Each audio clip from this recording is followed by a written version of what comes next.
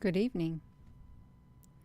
So I was listening to The Day the Earth Stood Still while I was in the basement doing some organizing. I've never listened to it before. I've heard about it, and I know they've made movies on it, but I've never really took the time to actually listen to it. And as I was listening to it, um, there were some phrases that stuck out in my mind that I've heard throughout my life. Like this phrase, there was silence for about half an hour. And there was. There was silence the day the earth stood still. The guy who came from another planet around 200 some odd 50 million miles from Earth, they wanted him to prove that he had the technology that he had, these scientists did, because he wanted to meet with the rulers of the earth, the leaders, and they said it's not possible. It's not possible because they have too much stuff going on. And he told him, I don't care about the squabbles on your earth or whatever. So he was going to meet with these scientists, the smartest people, and he did a demonstration. He caused silence for 30 minutes all around the world. And the one things that were not harmed was, like, I think they said the hospitals or something like that. Everything else stopped. All electrical, everything stopped. And it's really strange if you know about the phrase, there was silence for around half an hour. And then right here, silence. This movie, this skit was written in 1951. It was not long after the Admiral Byrd, The Inner Earth, in 1947, probably went there 48, 49, 50. And the story is they didn't like humans destroying the earth with their weapons and stuff like that. They didn't, you all. So I wanted to look into that just a tad bit more. I don't know if you have listened to it recently, but it really struck me as odd. And they said they're going to burn if you continue your violence, your earth will be like a burned out cinder. And that's what it says somewhere else. Man will destroy, the earth will be burnt up. Do you think that they have got that out of the Bible and put it into a skit? Or is there much more to it? Is there much more to it, you all? 1951. 1951. Let me come over here to see if I can see comments on here. I may or I may not. I may not even be live on here. I am somewhat live. I am. Hello. Hello, everyone. So let me skip these right here. Let me get over here. I'm going to make sure I've got this volume turned down. Okay, we've got it going, you all. We've got it going, you all. Let me take you over here to the day the earth stood still. We'll look at some of these images because it's really look at that theatrical poster for the American release of the 1951 film The Day the Earth Stood Still. That's right, you all. The Day the Earth Stood Still. I wonder when they wrote it. Oh, you all, look at this. So for the remake, right there, look at this. They have this right here. It's AKA Farewell to the Master and Journey to the World. I've never heard of that. A 1951 science fiction, Julian Bastien, stars whatever. So based on the 1940 science fiction short story Farewell to the Master. I never heard of that. I hadn't. Set in the Cold War during the early stages of the nuclear arm race, it involves a humanoid alien visitor who comes to Earth accompanied by a powerful robot to deliver an important message that will affect the entire human race. It will affect the entire human race, you all. He's a humanoid alien visitor accompanied by a powerful robot. You may say, Gina, honey, why are you talking about this? Because I was led to listen to it today. I was, you all. Hello. Have you all, let me put this back to me. Have you all heard it? Have you read it? Did you watch it? And did you notice familiar phrases and events that were taking place, like how the human race is? We just can't get along. We got war going on all the time, and there's so much aggression and stuff. Hello, you all. Hello there, D Fresh OG from Germany. That's where I had my son, in Berlin, Germany, in the Krankenhaus, right there in Germany. It was quite an experience that I will never forget. That's right. Many times in your life. Yeah, you are. That's okay. Michael John Scott, you so welcome. Yes, you are. So we're going to look at that, you all. I want to show you some of the words straight from the script. Yeah, I'm getting hot. I'm getting a hot flash. I'm going to make myself hot. I'm already getting hot. Got to get in the moment. Right now, we got to get in the moment. We're going to read that transcript, you all, if we can. Let me see if I can make this a little bit brighter. Yes, it does, you all. So is this transcript right here. Look at this.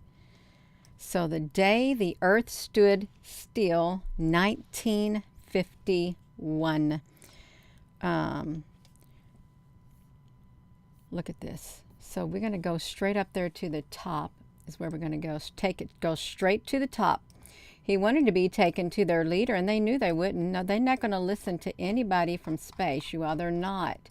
They don't want to hear nothing about anybody from space. I have to go all the way up here to the tippy top of this thing, you all, to get this all the way up there to the top. Hello. So the day the earth stood still, they're talking about, it's around Christmas, Holy Christmas. That thing, they say, that thing, that thing is doing about 4,000. They say it's incredible. That can't be an aircraft. It must be a buzz bomb. They have a bogey at 200,000 feet. 200,000 feet. The man is speaking on French radio. Reports are coming in from all over the empire, all over the world. The government has not yet issued a statement, but there is no question that there are actually a large unidentified object circling the earth at incredible speed. This is Elmer Davis again, and we still don't know what it is or where it comes from, but there's something there. It's been tracked around the earth by radar, traveling at a rate of 4,000 miles an hour. This is not another flying saucer scare. Scientists and military men are already agreed on that. Excuse me. Whatever it is, it's something real. We interrupt this program to give you a bulletin from a naval unit at sea. A large object traveling at supersonic speed is headed toward the east coast of the United States. This is H.V. Kaltenborn speaking. Here in the nation's capital, there is anxiety and concern and no outward sign of panic. As a matter of fact, there are signs of normalcy. The beautiful spring weather, tourist crowds around the public monuments and other buildings. They're here. They've landed over on the mall. They've landed. So you got this UFO that has landed on the mall.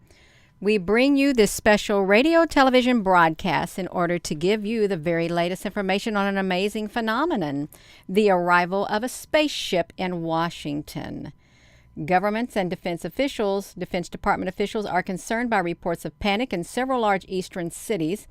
I am authorized to assure you that so far there is no reasonable cause for alarm. The rumors of invaded armies and mass destructions are based on hysteria and are absolutely false. I repeat, these rumors are absolutely false.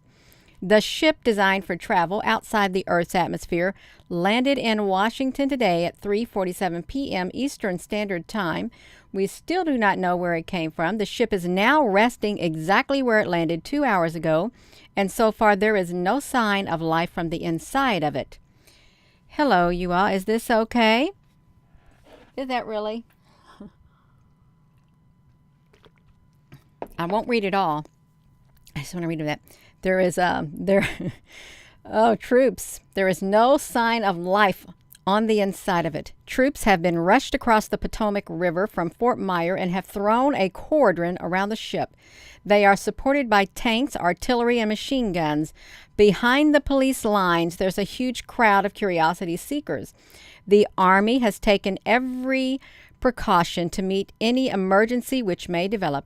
Every eye, every weapon is trained on the ship.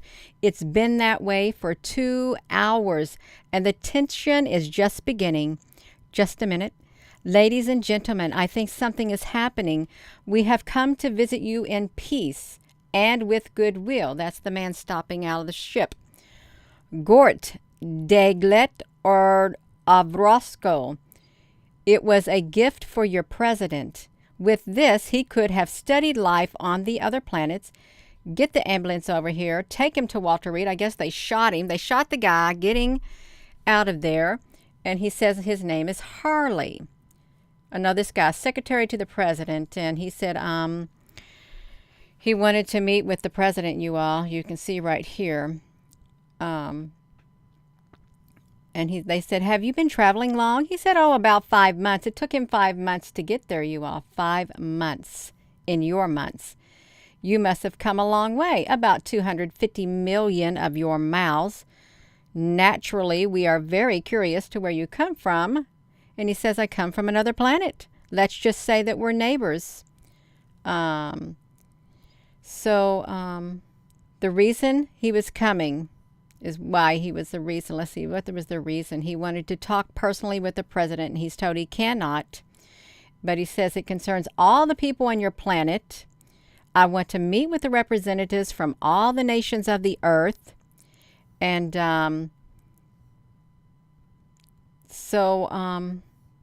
he wouldn't be able to, you all. He said, I traveled 250 million miles. I want to be frank with you.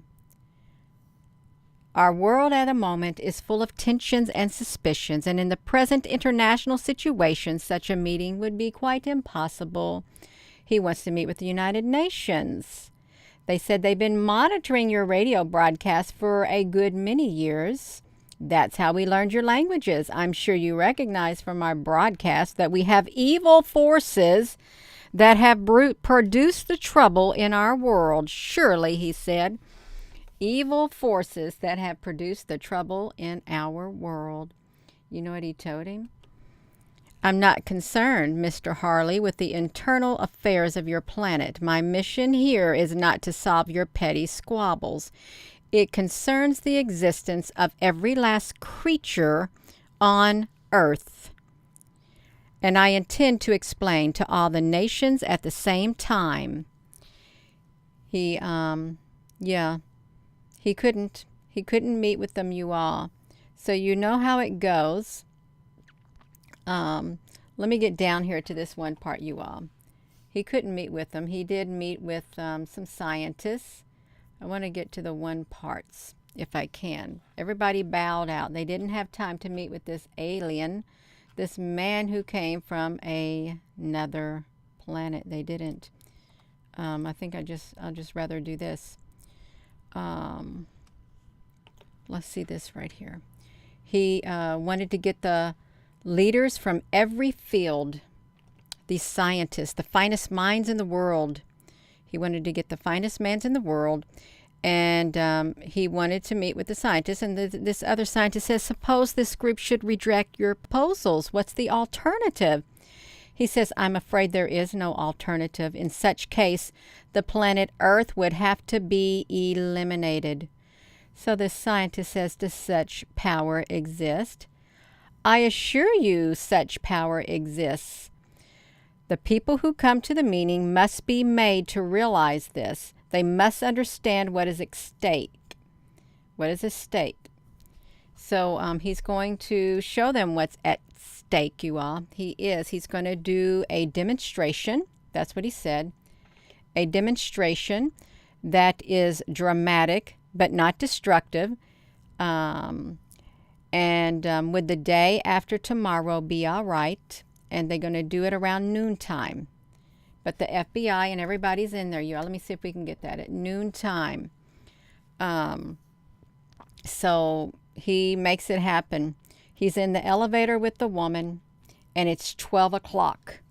This is where it happens, the day the earth stood still. He went to his ship, and he did some stuff, and he got everything ready, and it's 12 o'clock. And he's stuck in the elevator. He said, we'll be here for a while, about 30 minutes.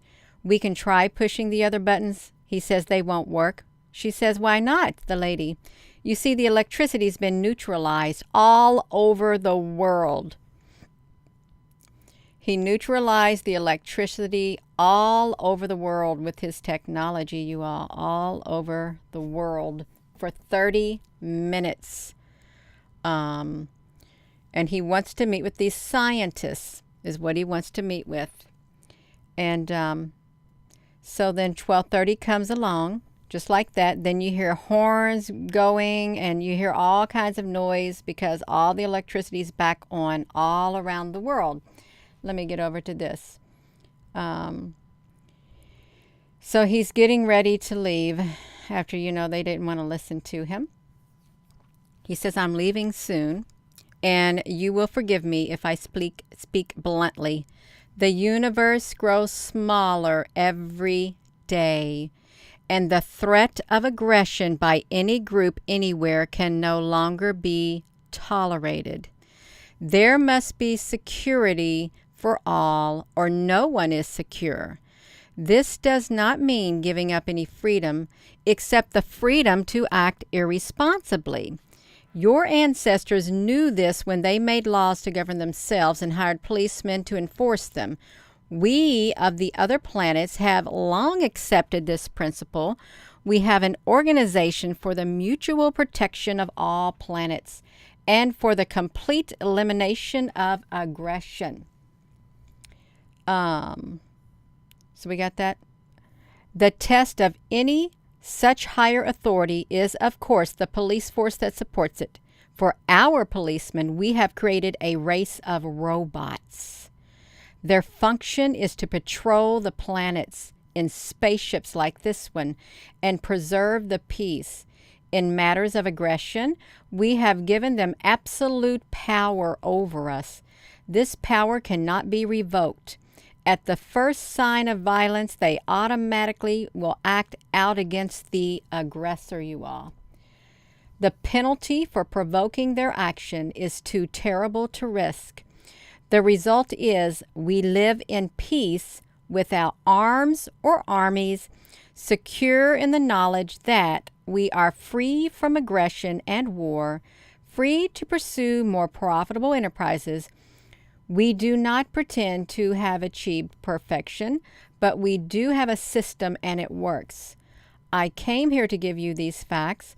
It is no concern of ours how you run your own planet, but if you threaten to extend your balance, this earth of yours will be reduced to a burned out cinder. Your choice is simple. And then it ends, you all. Then it ends. So I'm sitting there thinking, why did you write a book like that? And I'm sorry I read it, you all. I jumped all the way through it. Why did they write a skit like that? Do you think that such a thing like that could happen? Is there like a visitor that came, and is there like a race of robots who will patrol and you don't act out at all because you're going to be answerable to them? Any of that? Yes. The message at the end was humanity was worth saving. That's right. And they didn't want to have none of that stuff going on because it was a threat to the whole entire universe, more or less. They're not going to put up with it, but they said you would be left with a, what did they say it was? You'll be left reduced to a, Gina, do you got that up there? Yeah, I got so many of these open, I think. Look at that. I come here to give you the facts. It's no concern how you run your planet. But if you threaten to extend your balance, this earth of yours will be reduced to a burned out cinder. So, if you have a handful of some who continue to extend their violence, the whole entire earth is going to be made to pay, more or less. That's what it is. And they'll go after the aggressors. They'll go after the aggressors and the warmongers and stuff. But if they can't stop it, you all, that's what's going to happen in this skit right here. But just think, he made it silent with his technology for a span of a half an hour. Stopped every single electrical component in the world, except for, I think it was like the hospitals or something like that. And robots. Out of space, a warning and an ultimatum. You do as we say, you lay down your arms, and you learn to live in peace, or you're going to be reduced to a burned out cinder.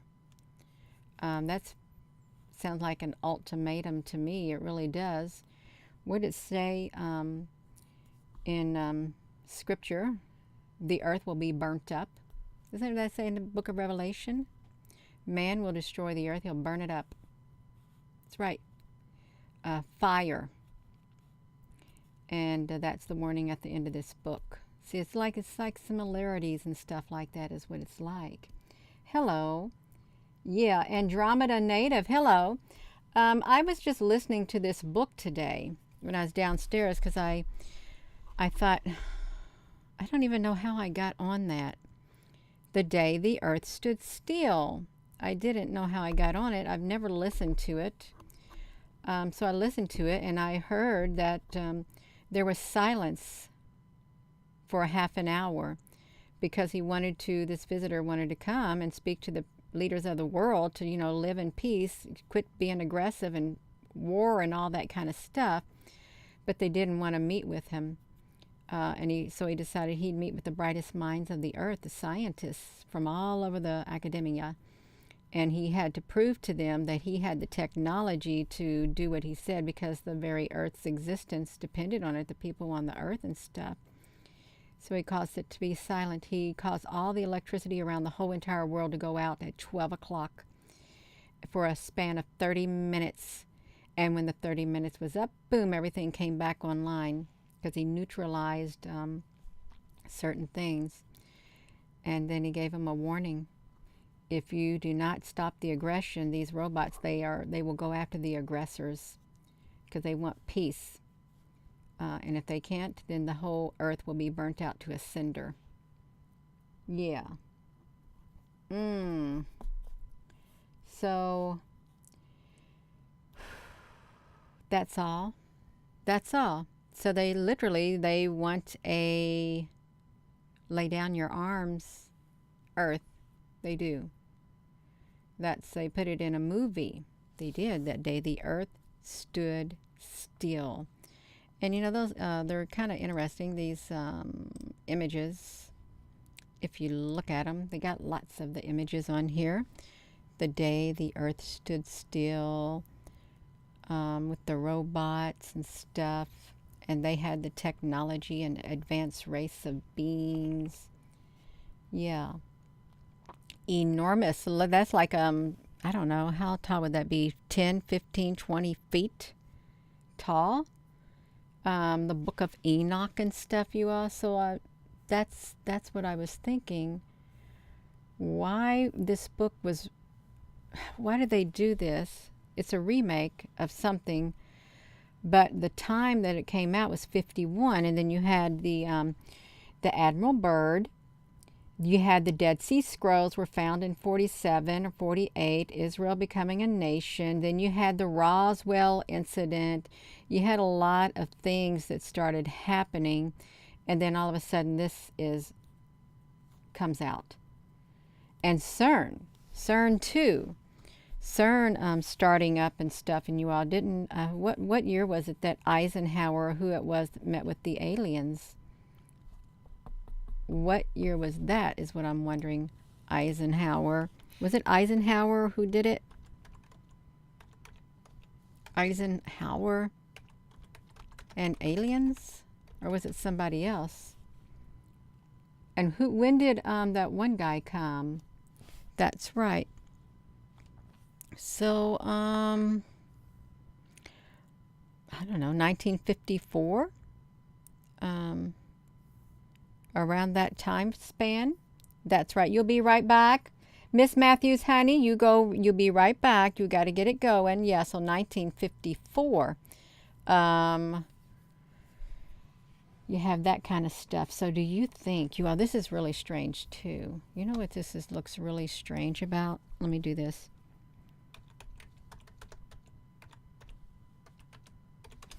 This is what gets me.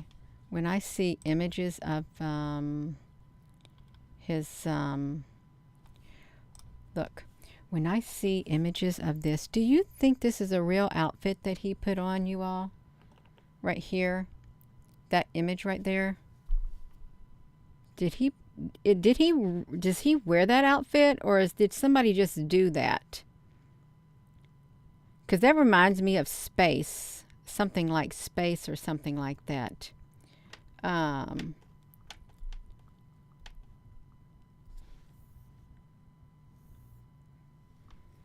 I thought, and you know what? Fritz Lang's movie Metropolis. Yeah, futuristic. And I thought that I saw Mr. Elon Musk wearing something kind of similar to that too. He started wearing some strange looking clothes. He really did. And what was that one outfit? Strange looking clothes. And I thought he kind of reminds me of Charles Schwab. See, this thing right here, I guess, of course, this ain't the real Elon. All these right here, I don't even know which one would have been him. But he started wearing strange clothes is what got me. That in your face outfit, the Dark Master of Star Wars. Wait a minute. Where's it at? Are you serious? Is that the Dark Master of Star Wars? But is this his outfit? Or is it just fake? That's what I want to know. Is it just a fake outfit that he had on?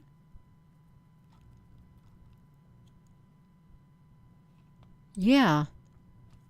Right there. You think somebody put him in that outfit?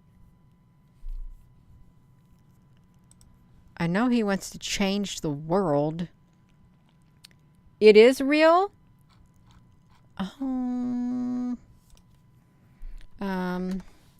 Futuristic clothing. I'll say space clothing. Let me see. You're right. Nuh-uh, no. Are you serious?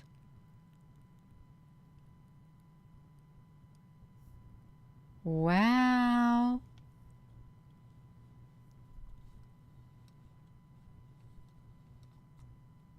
Or maybe it's all make believe.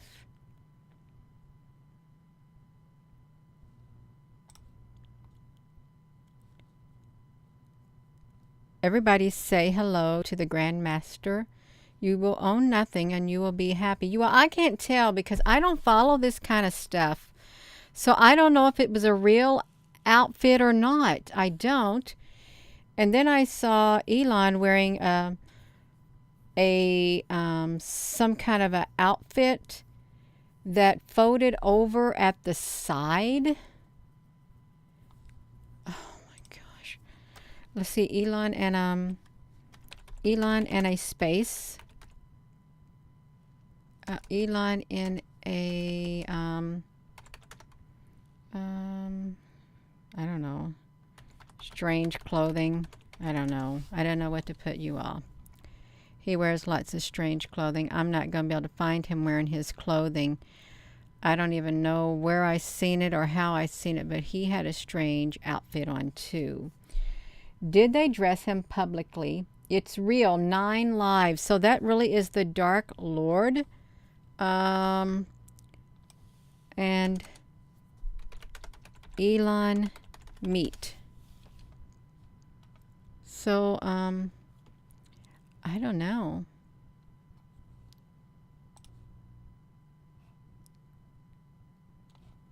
I have no idea. I don't know. Oh well. That's fine, you all. I wish I could remember that picture of Mr. Musk, but I did not know that. So the Grand Master. That's kind of strange. It really is kind of strange. And we have the day the earth stood still. And we have a warning about that. We do. Right here. From out of nowhere, a span of 30 minutes, and everything on the earth is neutralized. Every single bit of it. 1940. And then you have this right here too. So yeah, I think it's really interesting. I mean, you can listen to that, and he's got that plasma beam, it looks like, comes out of his eyes right here, the robot, and it looks like he can burn everything up with his laser from his eyes, plasma or something. Yeah. Oh, somebody got themselves in trouble. Thank you, Apple Brooks, honey. That's right. That's right, you all. That's fine. So, I was just noting some similarities. Why does this look like that? Like a bubble. Download it, you all. You can look at it. You can see it. I really wonder what that means. So I bet, Klatu Barara Nikto. What does that mean?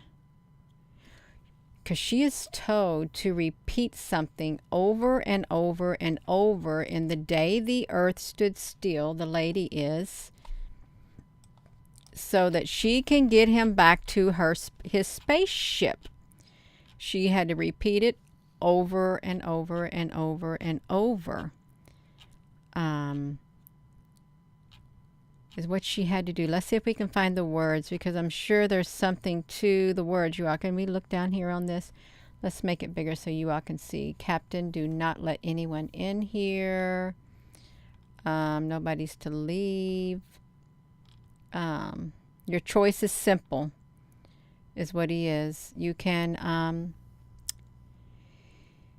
if you threaten to extend your violence, this earth of yours will be reduced to a burned out cinder.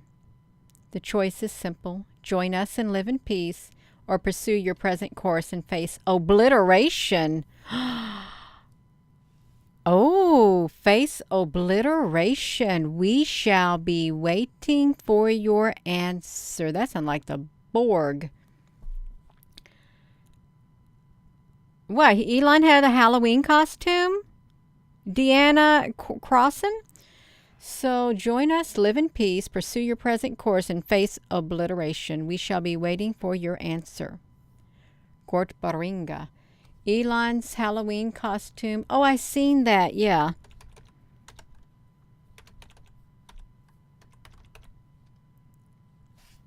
It was like something red.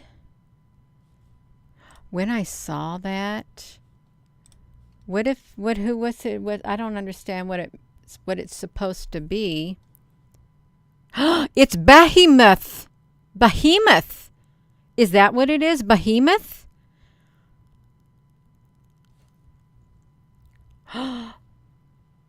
Wow.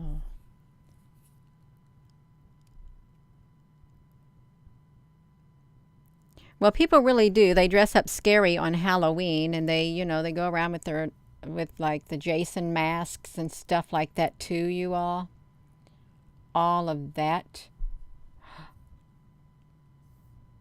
Boom. When I saw him in this, I thought he is a being from ancient time. He has took possession of Elon Musk's body. That's what I thought.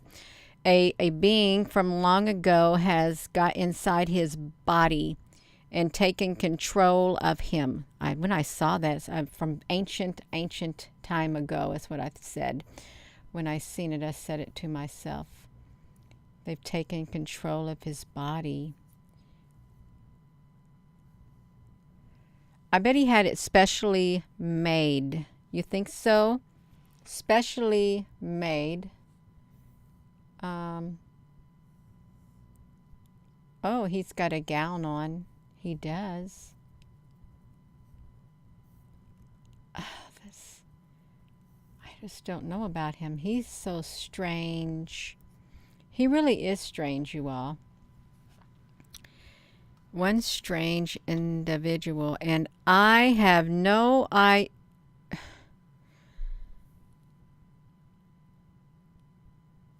Why would anyone dress up like a worm? Why would anyone dress up like that, you all? That is disgusting. It is. Oh my gosh. I don't even know these people. I don't. It's dark and dreary. It really is. I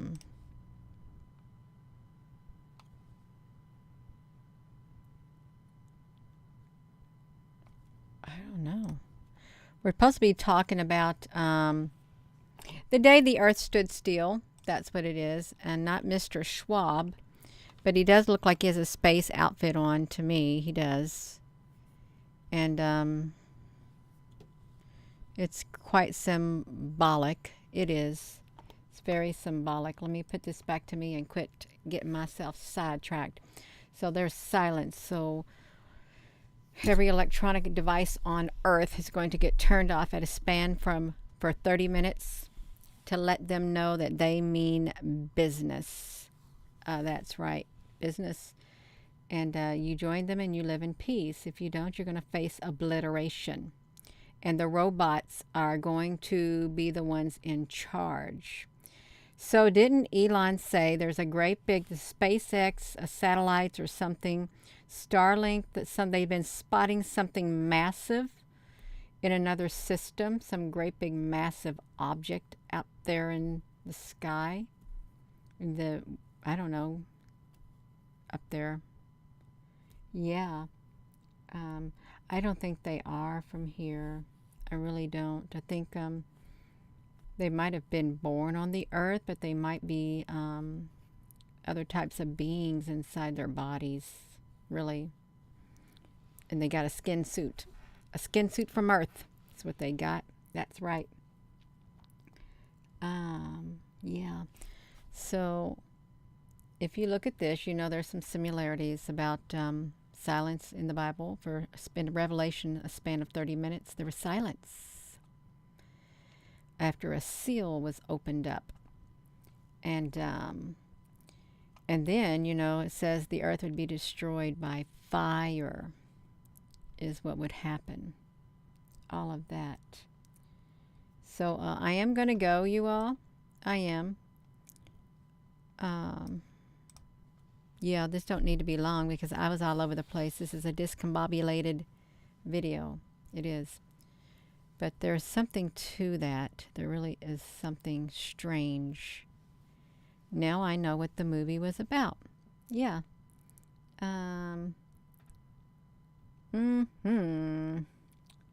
We are one, that's right.